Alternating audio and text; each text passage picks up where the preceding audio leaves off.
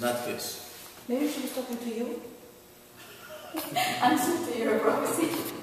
You be humble for her sake or something. Maybe, I don't know. Now, so why do we build the tabernacle? Why do we have it there?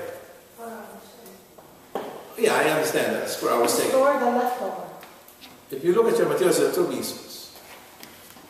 First, the thought of its being appointed to the worship of God might instill a greater sense of reverence. You see that? I underlined it. And second, is the way it's arranged and furnished might signify various respects the excellence of Christ's divine or human nature. That's why we have the tabernacle.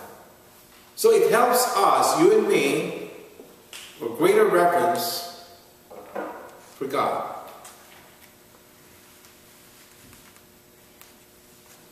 It is clear, continuing, that the house of the sanctuary was not set up to receive God as if dwelling there. So don't call the tabernacle the dwelling place of God. No, it's not. But that His name might dwell there in order that the knowledge of God might be exhibited there. So when you see the tabernacle, there is this knowledge of God that's exhibited right there. And then you have this eternal flame, which means what? What's that eternal flame for by the tabernacle? Hmm? It's not candle anymore, it's electricity. It's electrical. Yeah. It looks like candle, but it's actually electricity. The one over the tabernacle? Mm-hmm. Ah. In many churches, yeah. I don't know about St. Peter. I thought it was a candle. And somebody should monitor that. And the one Okay? So that's why we have the tabernacle. The idea that God does not need man's service and does not depend on man for his well-being and happiness is to be often found in the prophetical books. Gods made of silver and gold and wood, which are carried on men's shoulders and inspire fear in the heaven. Their tongues are smoothed by the craftsmen, and they themselves are overlaid. This, if you look at the book of Baruch, chapter 6, you will see this. See, and this again, this is being used as an attack to the church. Look at that. Who is that?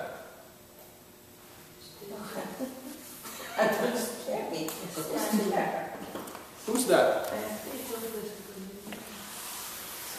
That's not the Blessed Mother. Okay, that's an image of the Blessed Mother. That does not breathe. That has no life in it. That's what's being said by Baruch chapter 6. Look, when they have been dressed in purple robes, their faces are white because of the dust from the temple, which is thick upon them. Like a local ruler, the god holds a scepter, though unable to destroy anyone who offends it. No feet are carried on men's shoulders, revealing to mankind their worthlessness. Imagine that? They're totally worthless. Now, is that worthless? We're Catholics.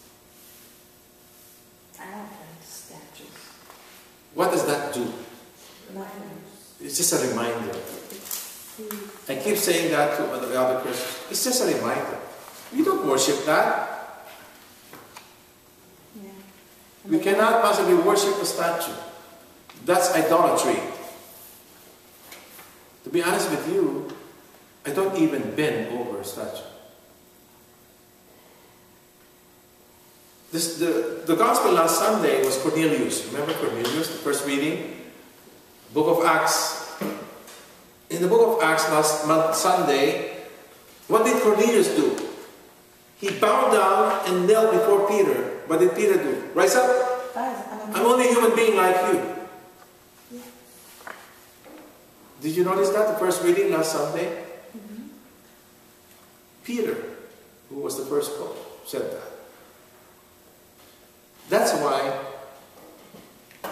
I get eerie a little bit when I see people bowing down before statues. But what about the celebration is going to happen? You know, the children have to come with their communion outfit. That's fine. That's fine.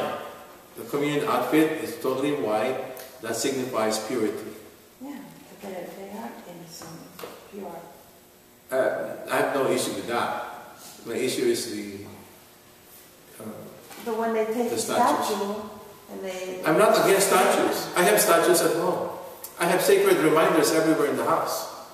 I have crucifixes everywhere in all the rooms. Yeah. Because I believe that everyone should be reminded of Him. That's all. That's all. So if you read Commentary 25, it's kind of heavy. It's kind of heavy. Because Baruch is talking about the blind worship of statues.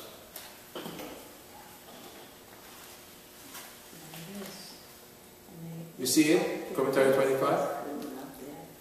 In addition to being offensive and senseless, sin implies indifference and ingratitude towards God, who is in an excess of love, is tireless in seeking man's friendship. The greatest sign of God's love for men is the redemption.